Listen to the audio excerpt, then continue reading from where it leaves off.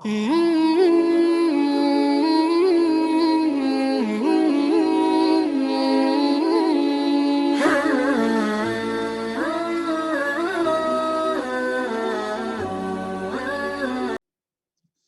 باللہ من الشیطان الرجیم بسم اللہ الرحمن الرحیم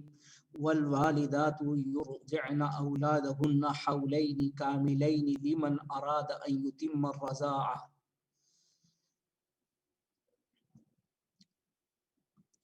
اس سے قبل رکوع میں مطلقہ خواتین کے حقوق کے سلسلے میں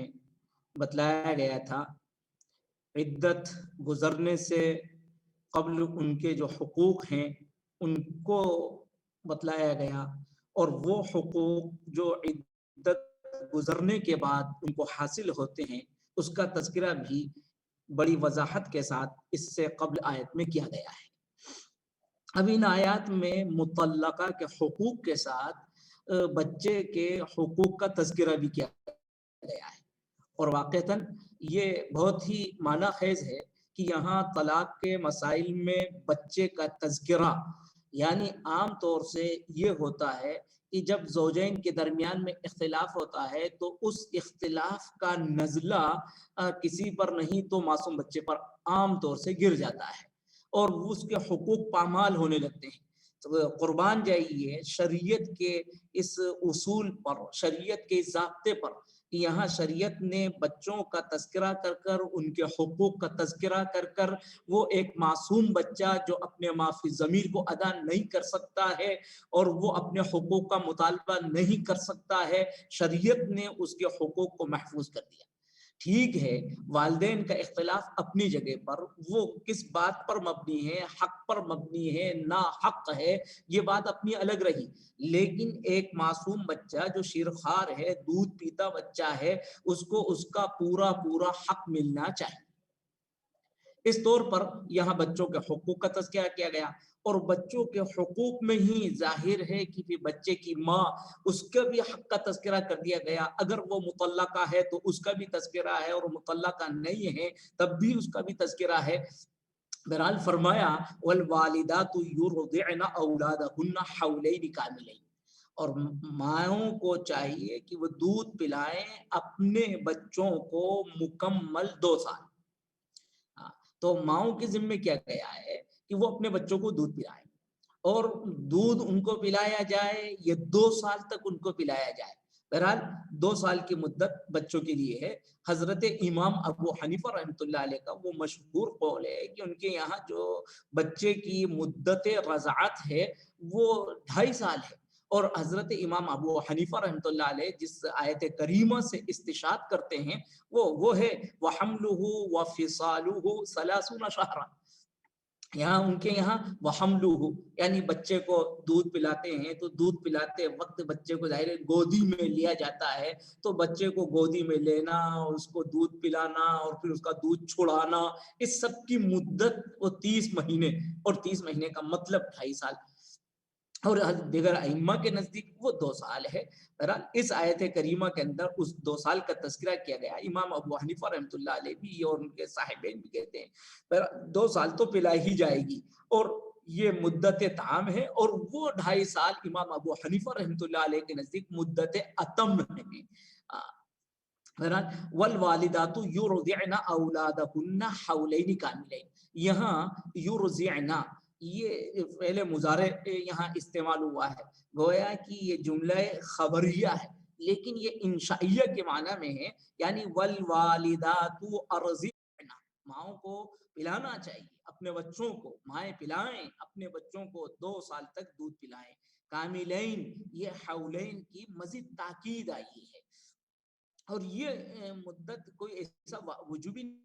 نہیں ہے کہ نہیں صاحب 2 سال تک پلانا واجب ہی واجب ہے، 2 سال سے اس میں کوئی کمی نہیں ہو سکتی، ایسا نہیں ہے۔ اسی لیے اس میں اس بات کا بھی تذکرہ کر دیا گیا ہے لمن اراد ان یتم الرضاعہ، یہ 2 سال کی مدت ان لوگوں کے لیے ہے جو چاہتے ہیں کہ رضاعت کی مدت کو پورا کریں۔ ان یتم رضاعہ یعنی ان یتم مدت الرضاعہ، جو رضاعت کی مدت کو پورا کرنا چاہتے ہیں۔ اگر وہ کسی ایسے حالات کی وجہ سے، کسی مجبوری کی وجہ سے اگر وقت سے پہلے بھی دودھ چھڑوانا چاہیں تو قرآن مجید میں اس کی بھی اجازت دی گئی ہے، جس کا تذکرہ ابھی نیچے آتا ہے فَإِنْ أَرَادَا فِصَالًا عَنْ تَرَادٍ مِّنْهُمَا وَتَشَاوُرٍ فَلَا جُنَاحَ عَلَيْهِمَا، اس کو واضح بھی کر دیا گیا ہے۔ بہرحال یہاں ماؤں کو مکلف بنایا جا رہا ہے کہ ماؤں کو پلانا چاہیے، وہ 2 سال تک دودھ پلائیں، اور ایک طرف ماں کو دودھ پلانے کی ذمہ داری دی گئی، اور اس درمیان میں جو نان و نفقہ ہوگا اس کی ذمہ داری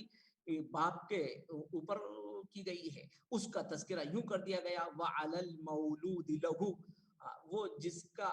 بچہ ہے اس کے ذمے ہیں رزقهن وکسوتهن، ان کا کھانا، ان کے کپڑے، بالمعروف، قاعدے کے موافق، قاعدے کے مطابق کا مطلب یہ ہے کہ شریعت کے مطابق۔ بہرحال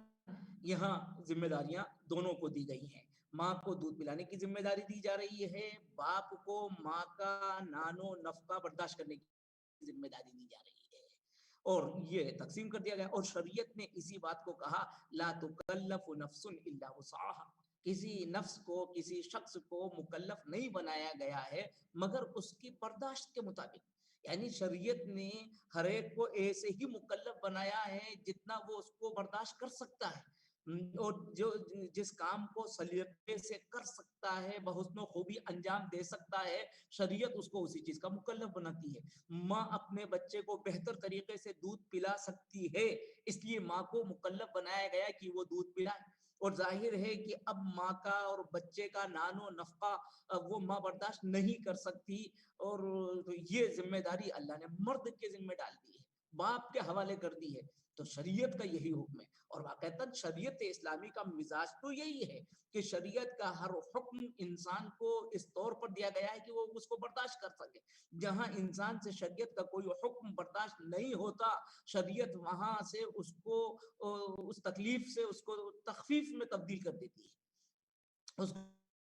سہولت اور آسانی فراہم کر دی جاتی ہے۔ شریعت کا یہی حکم نہیں، شریعت کے ہر حکم کے اندر آپ دیکھ لیجئے انسان کو مکلف کیا گیا ہے کہ وہ کھڑے ہو کر نماز پڑھے، لیکن اگر کھڑے ہو کر نماز نہیں پڑھ سکتا ہے تو شریعت اس کو اجازت دیتی ہے کہ وہ بیٹھ کر نماز پڑھ لے، اگر بیٹھ کر وہ نماز نہیں پڑھ سکتا ہے شریعت اس کو اجازت دیتی ہے کہ وہ لیٹ کر نماز پڑھ لے، اگر لیٹ کر بھی نہیں پڑھ سکتا ہے تو شریعت اس کو اجازت دیتی ہے کہ وہ اشارے سے نماز پڑھ لے۔ انسان کو مکلف بنایا گیا ہے کہ اس کو وضو کرنا چاہیے، لیکن کسی بیماری کی وجہ سے، پانی نہ ملنے کی وجہ سے، اور کسی عذر شرعی کی وجہ سے اگر وہ پانی پر قدرت نہ ہو یا پانی اس کے لیے مضر ہو تو اس کو فوراً اجازت دیتی ہے کہ وہ تیمم کر لے۔ تو اس طرح سے شریعت نے انسانوں کو ہمیشہ سہولت فراہم کی ہے۔ یہ اللہ کا دین دین یسر ہے، الدین یسر، دین بہت آسان ہے، اور آپ نے ہر جگہ پر دیکھا سفر میں اگر آپ روزہ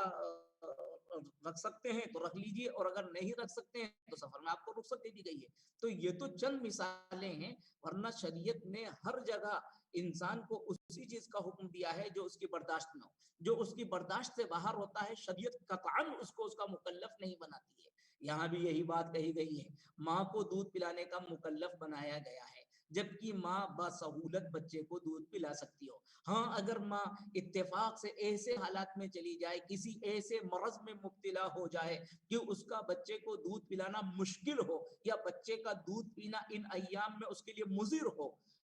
اتفاق سے کوئی ماں کینسر زدہ ہو جائے تو ظاہر ہے کہ اب اس حالت میں ماں کا دودھ بچے کو نہیں پلایا جا سکتا، ماں بھی کمزور ہے، اور اگر وہ دودھ پیتا ہے تو اس کو بھی مرض منتقل ہونے کا خطرہ اور امکان ہے۔ ایسی صورت میں اللہ نے کسی ماں کو مکلف نہیں بنایا کہ وہ دودھ پلائے۔ باپ کا کاروبار کا دیوالیہ نکل گیا ہو اور وہ مفلس ہو چکا ہو، اور ماں ابھی بچے کو دودھ پلانے کے اوپر قادر ہو، وہ مفلس نہ ہوئی ہو، اس کے پاس ایسی وسعت ہو، تو باپ کو مجبور نہیں کیا جائے گا کہ وہ کٹورا لے کر گھومتا پھرے، اور وہ اگر اتفاق سے کسی بیماری میں مبتلا ہو گیا، خود کینسر زدہ ہو گیا اور وہ مجبور ہو گیا، صاحب فراش ہو گیا، تو نہیں اس کو مکلف بنایا جائے کہ اس کو تو بچے کو دودھ پلوانا ہی نہیں۔ شریعت اب اس وقت ماں کو مکلف بناتی ہے کہ جب باپ اس قابل نہیں رہا ہے کہ وہ تمہارا نان و نفقہ برداشت کر سکے تو اب تمہیں دودھ پلانا ہے، اب اپنا خود بھی نان و نفقہ برداشت کرنا ہے۔ شریعت اس طرح سے احکام دیتی ہے۔ بہرحال یہاں یہی بات فرمائی جا رہی ہے. اور قربان جائیے قرآن مجید کے اس اسلوب پر کتنا دل آویز اسلوب ہے. یہاں ہونا تو یہ چاہیے تھا جو سیاق چل رہا ہے اس میں والمطلقات یرضعن اولادہن کہ مطلقات کو چاہیے کہ وہ اپنے بچوں کو 2 سال دودھ پلائیں، لیکن مطلقات کا تذکرہ نہ کر کر اس کو بڑی وسعت کے ساتھ اور اس اسلوب میں جس سے ایک ماں کی ممتا اور اس کی محبت کو مہمیز کرنے والا اسلوب قرآن نے استعمال کیا اور کہا والوالدات مطلقات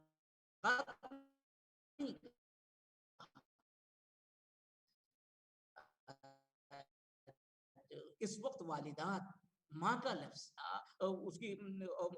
اولاد ہونے کا تذکرہ کیا تاکہ وہ محبت کے ساتھ بچے کو دودھ پلائے. والوالدات یرضعن اولادهن حولین کاملین. اور ظاہر ہے اس سے ایک مسئلہ یہ بھی حل ہو گیا کہ یہ مسئلہ صرف مطلقات کا نہیں ہے بلکہ مطلقات ہوں تب بھی اور مطلقات نہ ہوں تب بھی وہ اپنے بچوں کو 2 سال دودھ پلائیں.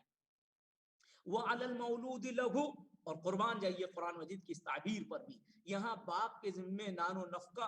متعلق کرنا تھا. اس کو یہ بات گرا نہ گزرے کہ مجھے نان و نفقہ برداشت کرنا ہے، لہذا قرآن مجید نے یہاں وعلی الوالد والد کا لفظ استعمال نہیں کیا بلکہ وعلی المولود لہ، وہ جس کا بچہ ہے، ولید لہ جس کے لیے بچہ